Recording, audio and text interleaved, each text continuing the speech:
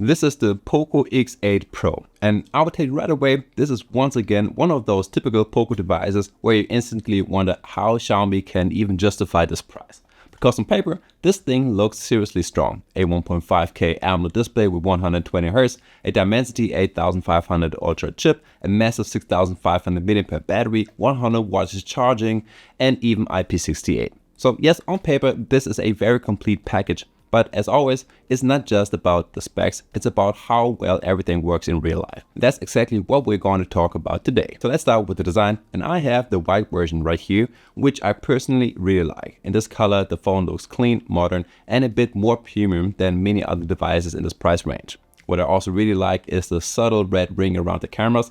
It's a small detail, but it definitely catches the eye and gives the design a bit more character. Overall, the Poco X8 Pro measures 157 by 75 by 8.38 millimeters and weighs just over 200 grams. So it's not super compact, but still comfortable enough to hold and doesn't feel overly bulky. The front is protected by Gorilla Glass 7i, and overall the device feels well built. On top of that, you get IP68, meaning dust and water resistance, which is still a very strong feature in this price point. Overall, build quality is definitely solid and feels closer to upper mid-range than typical budget hardware. The display is where you immediately see why Poco phones are so popular. You get a 6.59-inch AMOLED panel with 1.5K resolution, 120Hz refresh rate, and up to 3500 nits peak brightness. On paper, that's already impressive. And in real life, it means the display is sharp, vibrant, and very easy to read even outdoors. Blacks are deep, colors look rich, and overall, it feels significantly more premium than many competitors in this class.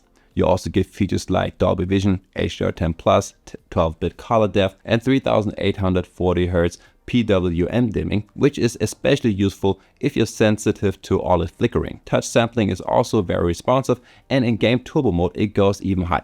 Long story short, this is clearly one of the highlights of the Poco X8 Pro. It's great for media consumption, social media, gaming, and everyday use. The stereo speakers also fit nicely into the experience. They are loud enough, fairly balanced, and with Dolby Atmos, you get a bit more immersion when watching videos or listening to music. It's not replacing proper speakers, of course, but for a smartphone in this class, the audio is definitely solid. Now under the hood, you get the Dimensity 8500 Ultra, and that's exactly where the Poco X8 Pro positions itself. This is not just a phone that runs fine, it's clearly aimed at users who want performance, whether for gaming, multitasking, or just a fast overall experience. Depending on the version, you get 8 or 12 gigs of RAM and UFS 4.1 storage, which helps with faster app loading and smoother performance. In everyday use, everything feels quick and responsive, and games should run very well on this device. Combined with AMOLED display, 120Hz, and high touch sampling, it's a very solid gaming package. Of course, HyperOS isn't always the cleanest system out there, and sometimes Xiaomi software can feel a bit cluttered, but purely in terms of performance, this phone is very strong for its class. On the software side, you get Xiaomi HyperOS 3, which comes with both strengths and weaknesses. On one hand, you get a lot of features, customization options, a very rich system overall. There's also modern AI features like Google Gemini, Circle to Search, AI writing, voice recognition, translation, AI search, and dynamic AI wallpapers. That sounds impressive, and depending on how much you actually use these features, they can be useful. And on the other hand, HyperOS is still a matter of taste. Some people like the feature-rich approach, others find it a little bit overloaded. Now, one thing that's definitely worth mentioning is the phone comes with quite a lot of pre-installed apps right out of the box, including various games and apps like Timo or Booking.com. So you'll probably want to clean it up a bit after setting it up. Storage is also worth mentioning. I have the 256 gigs version, and around 31 gigs is already used by the system and system files. That's definitely above average, but percentage wise, it's still acceptable in my opinion. Now, one of the biggest highlights is definitely the battery. 6500 mAh is still impressive, and combined with the efficient chip, it should easily get you through a full day and probably beyond.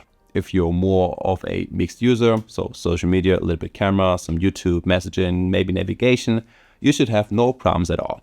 And when you do need a charge, you get 100 watts fast charging. According to the official numbers, a full charge takes about 48 minutes with boost mode, which is really fast. You also get reverse wired charging up to 27 watts, so you can even use the phone as a little power bank if needed.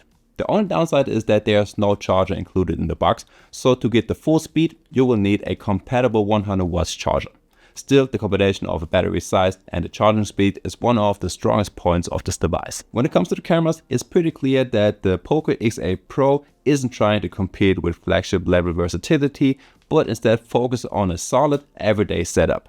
You get a 50 megapixel main camera using the Sony IMX882 sensor with OIS, a 8 megapixel ultra wide cam, and a 20 megapixel selfie cam. So overall, it's a very typical mid-range setup. No telephoto lens, no unnecessary extra sensors, just the main camera that's supposed to handle most situations. And honestly, that's perfectly fine for most users, because the main camera is what people use the most of the time anyway. The 50 megapixel sensor sounds well equipped, especially with OIS and a fairly bright aperture. Optical image stabilization helps not only with photos in lower light, but also keeps videos more stable.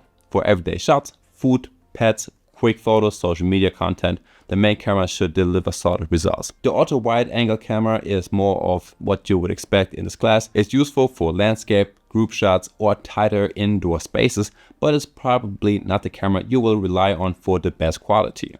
That role clearly belongs to the main camera. The ultra wide is more about flexibility than top tier results.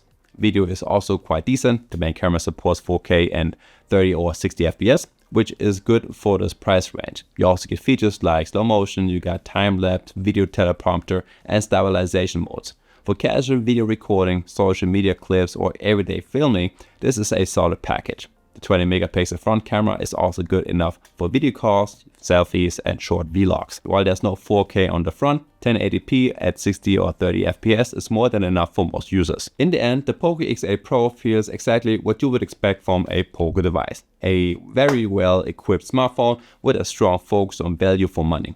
Personally, I really like the white version. It looks clean, modern, and the subtle red rings around the cameras add a nice visual touch.